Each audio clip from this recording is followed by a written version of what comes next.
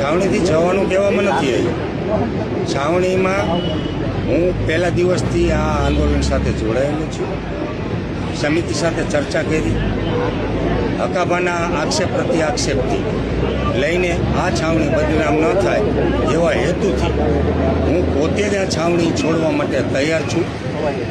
મારી એક વાત બીજી છે કે સમિતિ સાથે ચર્ચા કરી છે, આવનારા સમયમાં જે નવા કાર્યક્રમો કરવામાં આવશે, મારા અમરનાથ ઉપવાસ ચાલુ છે। આવનારા સમયમાં જે કંઈ સમિતિ નિર્ણય લેશે એ સમિતિ સાથે હું સંમત છું। જે કંઈ નિર્ણય લેશે એ મને શિરોમાન્ય રહેશે। આવનારા સમયમાં ગુજરાતના પ્લેટફોર્મ ઉપર જ્યારે આપણે મૂવમેન્ટ કરવા જઈ રહ્યા હોય તો ગુજરાતની મોટી કમિટી બનશે અને એ કમિટીમાં હું સામેલ રહીશ। પહેલા દિવસથી છું અને છેલ્લા દિવસે પણ રહીશ। મારી તબિયત નાજુક છે, ડૉક્ટરોનો અભિપ્રાય છે કે કોઈ પણ સંજોગોમાં તમને આઈસીયુમાં દાખલ કરવામાં આવે। છેલ્લા 3 દિવસથી ડૉક્ટરનો અભિપ્રાય છે મારું બીપી ડાઉન થઈ જાય છે, મારું લોહી 5.5% છે। તો એ સંદર્ભે મારો પણ નિર્ણય છે કે મારા હિસાબે આ ખેડૂત ભાઈઓની જે યુનિયન અને તાકાત થઈ છે, આખા ગુજરાતના ખેડૂતોએ જે સમર્થન આપ્યું છે અને સરકારને ચૂકાઈ છે, ક્યાંક ને ક્યાંક સરકાર ઈચ્છે છે કે આ છાવણી વિખાઈ જાય, આ છાવણીનું ઉઠમણું થઈ જાય અને આ આંદોલન વિખાઈ જાય। પણ હું નથી ઈચ્છતો કે આ છાવણીને કાંઈ પણ આંચ આવે એવા હેતુથી, એવા આશ્રયથી હું પોતે જ આ છાવણીમાંથી આક્ષેપ પ્રત્યાક્ષેપના હિસાબથી હું આમાંથી હટી જાઉં છું અને હોસ્પિટલાઇઝ થઉં છું। મારા અમરનાથ ઉપવાસ ચાલુ રહેશે અને સમિતિ જે કંઈ નિર્ણય લેશે એ મને શિરોમાન્ય અને સંમત રહેશે। એક કલાક પહેલા તો આપણે એવી વાત હતી કે લડી લેવાની વાત હતી, તો એક કલાકમાં એવું શું થઈ ગયું? છેલ્લા શ્વાસ સુધી લડવાનું જ છે। પહેલા દિવસથી હું આમાં સામેલ છું આ આંદોલનની અંદર।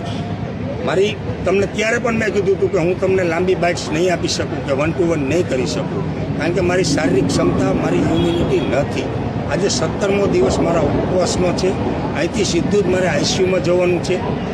તો મારી વાત આજે પણ એ જ છે કે પહેલા દિવસથી છેલ્લા દિવસ સુધી લડી લેવાનું છે। હું આઈસીયુમાંથી તંદુરસ્ત થઈશ। સમિતિ જે કંઈ નિર્ણય કરશે એ સમિતિની સાથે છું। તો આ જો હકાભાનો અને નિલેશભાઈનો ઓડિયો વાયરલ થયો છે, અમારી સુધી પહોંચ્યો છે। ખેડૂતો ખૂબ બધા દુઃખી થયા છે। 2-3 ખેડૂત તો રોવા માંડ્યા, એવા કોલ આવ્યા એટલે અમે નિલેશભાઈને અહીંથી છૂટા કરી છે, બરાબર। અને એમાં હવે ડૉક્ટરના રિપોર્ટ કરે, અમારે તો એવી ગણતરી છે કે કોઈને કાંઈ કિડની કે કાંઈ બગડે એવું અમે ઈચ્છતા નથી ખેડૂત ભાઈઓનું। અમારો તો એવો આગ્રહ રહેશે જ કે રિપોર્ટ થઈ જાય એટલે અનશન ઉપરથી એને મુક્ત કરી દેશું।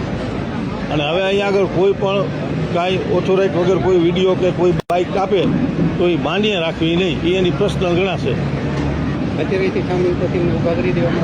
હા, હોસ્પિટલાઇઝ થાય છે અને અહીંયાથી નીકળે છે। અને અત્યારે ખાસ તમે જે ઓડિયો વાયરલ છે એને છાવણી સાથે કંઈ લેવા દેવા છે? ના, છાવણી સાથે રહેવા દેવા નથી, બરાબર। અને એ તો એની પર્સનલ મેટર છે, બેના જવા છે, ત્રીજો કોઈનો વોઇસ છે નહીં, બરાબર। અમારું આ આંદોલન ચાલુ જ રહેશે। હા, નહીં, હવે નહીં આવે, કારણ કે હવે તેને થોડા દિવસ પહેલા હકાભાન નિલેશભાઈનો ઓડિયો વાયરલ થયો તો પણ આટલો તમે ટૂંકમાં નથી છોડ્યા, આજે છોડવાનું છે?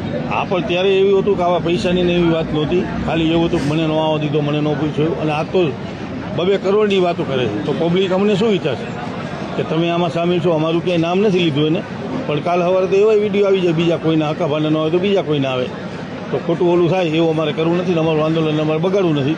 અમે તો ખેડૂતના હિતેક્ષુ છીએ અને ખેડૂત સાથે છીએ અને ખેડૂત અમારી સાથે છે, બરોબર। ભારત માતા કી જય।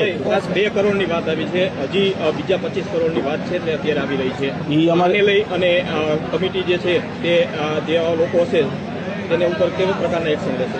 જો એ અમારી સુધી આવી નથી હજી, પણ આવે અને અમારું નામ હશે તો અમે સ્ટેટમેન્ટ આપશું કે અમારે યોગ્ય લાગે।